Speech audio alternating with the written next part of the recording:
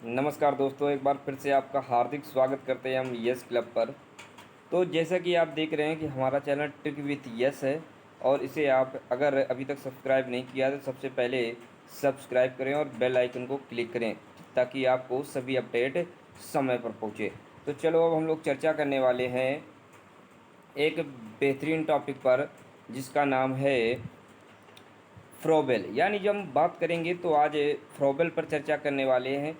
इससे दो क्वेश्चन 100% आते हैं और हम आपको बता दें कि ये दोनों प्रश्न आपको यहीं पर हम याद करा देंगे। तो देखते हैं, जैसा कि आपको स्लाइड दिखाई दे रही है, पहले हम इस पर ही अध्ययन कर लेते हैं। कह रहा है जो फ्रोबेल अपनी शिक्षा संस्था को किंडरगार्टन के नाम से पुकारता था। किस नाम से भैया पुकारता था? तो किंडरगार्टन के नाम से अपनी एक संस्था खोली। किसने? फ्रोबेल ने। यानी फ्रोबेल ने एक विद्यालय खोला, एक संस्था खोली जिसका नाम रखा किंडरगार्टन।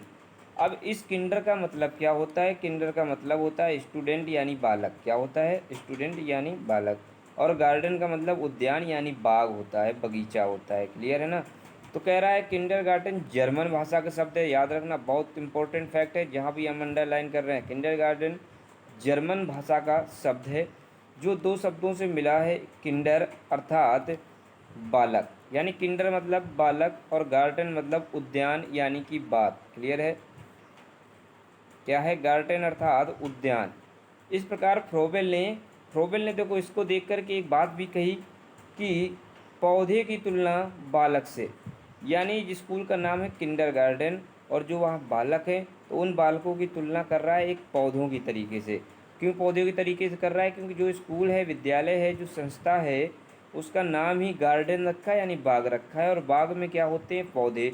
तो पौधों के रूप में किसको इंगित कर रहा है? बालक को। बालक क्या है? पौधे हैं। प्रोवेल ने पौधों की तुलना बालक से, और जो पढ़ाएगा यानी शिक्षक, तो शिक्षक की तुलना माली से की। यानी कोई बाग में पौधे होते हैं तो पौधे बालक, जो उनकी देखरेख करता है माली, उसको हम शिक्षक कहेंगे। और पूरे बाग को हम विद्यालय कहेंगे यानी उद्यान कहेंगे। क्लियर हो जाता है? यानी विद्यालय की तुलना उद्यान से की। तो हम समझ सकते हैं कि अगर इस ऐसा कभी भी प्रश्न बनता है कि कहीं से भी बन जाए कि भैया बालक की तुलना किसने की, बालक की तुलना पौधों से किसने की, तो आप बता सकते हो कि फ्रोबेल ने की। क्लियर हो जाता है? अब इसके बाद देखो, जिस प्रकार माली उद्यान के पौधों को देखभाल करके स्वाभाविक वृद्धि में सहायता देता है, उसी प्रकार शिक्षक विद्यालय में उपयुक्त वातावरण का निर्माण करके बालक के स्वाभाविक विकास में सहयोग देता है। क्लियर हो गया ना? तो यहाँ तक इतना था। दूसरी बात समझ लेते हैं कि फ्रोबेल कहाँ का निवासी था। तो भैया जर्मन का निवासी था, यानी जर्मनी का निवासी था। कहाँ का निवासी था? जर्मनी का निवासी था। क्लियर हो जाता है ना कि जर्मनी का निवासी था। एक बात तो समझ में आ गई कि ये जर्मनी का निवासी था। इसका जन्म कब हुआ था या इसकी मृत्यु, इससे प्रश्न बनता नहीं है, तो जानने की ज़रूरत भी नहीं है। ठीक है? इसके बाद एक प्रश्न और इससे बन जाएगा आपका, क्योंकि इसने क्या कहा था कि अगर आपको शिक्षा लेना है यानी बालक को शिक्षा देना है तो कैसे छोड़ दो?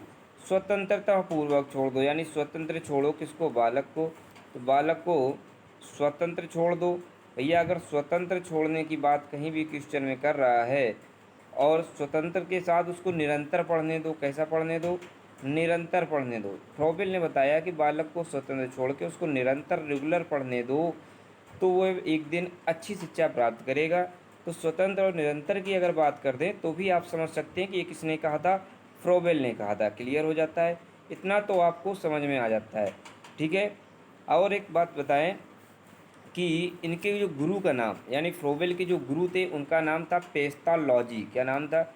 इनके गुरु का नाम था पेस्तालॉजी। क्या नाम था? पेस्तालॉजी। बात समझ में आ रही होगी ना? सबसे पहले हमने क्या पढ़ा कि भैया इन्होंने एक विद्यालय खोला जिसका नाम था किंडरगार्टन। किसने खोला? फ्रोबेल ने खोला। फ्रोबेल जर्मनी का रहने वाला था। क्लियर हो जाता है? फ्रोबेल कहाँ का रहने वाला था? जर्मनी का रहने वाला था, जैसा कि आप देख रहे हैं। और फ्रोबेल ने एक विद्यालय खोला, यानी उसकी तुलना की उस विद्यालय की एक बाग से, और पौधों की तुलना की वहाँ के बच्चों से यानी स्टूडेंट से, छात्र से, बालक से। और जो शिक्षक थे, शिक्षक की तुलना की वहाँ के एक माली से। इतना क्लियर होता है? अब इससे संबंधित हम क्वेश्चन पर चर्चा करेंगे। इससे संबंधित पहला ही क्वेश्चन आपको स्क्रीन पर दिखाई दे रहा है। ठीक है? देखते हैं हम लोग। कह रहा है पाठशाला को बाग, शिशु को पौधा व शिक्षक को माली किसने कहा भैया? तो आंख बंद करके आपका आंसर होगा फ्रोबेल। किसने कहा? फ्रोबेल ने कहा मेरे भाई। फ्रोबेल ने क्या कहा? पाठशाला को बाग, शिशु को पौधा व शिक्षक को माली की संज्ञा दी, तो वो फ्रोबेल ने दी थी, जैसा कि आपने अभी पढ़ा। क्वेश्चन नंबर 2 की ओर जाते हैं हम लोग। देखते हैं एक अगला प्रश्न। कह रहा है सीखने के लिए स्वतंत्रता एवं निरंतरता आवश्यक है। तो ये शब्द किसके हैं? हमने अभी आपको बताया भी था, और ये क्वेश्चन 2019 में आ भी चुका है। ठीक है, तो ये किसने कहा था? फ्रोबेल ने कहा था कि सीखने के लिए स्वतंत्रता एवं निरंतरता बहुत ही आवश्यक है। चलो बढ़ते हैं नेक्स्ट क्वेश्चन की तरफ। स्क्रीन पर आपको दिखाई दे रहा है। कह रहा है शिक्षा एक प्रक्रिया है जिसके के द्वारा बालक अपनी जन्मजात शक्तियों का अभिव्यक्त करता है। यानी एक और क्वेश्चन यहाँ पर देख लो। शिक्षा एक प्रक्रिया है, क्लियर है? किसने कहा था? फ्रोबेल ने कहा था एक प्रक्रिया है जिसके द्वारा बालक अपनी जन्मजात शक्तियों का अभिव्यक्ति करता है। जन्म से ही क्या करता है? अभिव्यक्ति करता है। तो वो भी किसने कहा था? फ्रोबेल ने कहा था। ठीक है, याद रखना, शिक्षा एक ऐसी प्रक्रिया है जिसके द्वारा बालक अपनी जन्मजात शक्तियों को अभिव्यक्त करता है, यानी जन्म से जो शक्तियाँ उसके पास है उनको व्यक्त करता है। ठीक है, तो वो किसने कथन कहा? फ्रोबेल ने कहा। नेक्स्ट क्वेश्चन की ओर चलते हैं हम लोग। दिखाई दे रहा है आपको स्क्रीन पर, किंडरगार्टन प्रणाली के जन्मदाता किसको कहा जाता है? तो ये भी हमने बताया कि किंडरगार्टन नाम का एक स्कूल खोला था। किसने? फ्रोबेल ने एक संस्था खोली थी, इसका नाम था किंडरगार्टन। जन्मदाता भी पूछा जाता है, कभी कभी पूछा जाता है किंडरगार्टन किसकी संस्था है, तो भी आप किसको क्लिक करेंगे? फ्रोबेल को क्लियर करेंगे। ठीक है, तो इसी के साथ ये वीडियो समाप्त होता है। फ्रोबेल से जितने भी संबंधित प्रश्न बनेंगे, इससे ज़्यादा कोई भी क्वेश्चन नहीं बनेगा, आप नोट कर सकते हो नोटबुक में, और इसको नहीं नोट करना तो इस वीडियो को 2-4 बार आप देखेंगे, आपको कंपलसरी याद हो जाएगा। मिलते हैं हम नेक्स्ट वीडियो में और एक नेक्स्ट टॉपिक के साथ। ठीक है, तो ऐसे ही आप अपना प्यार बनाए रखें। तब तक के लिए अलविदा, जय हिंद।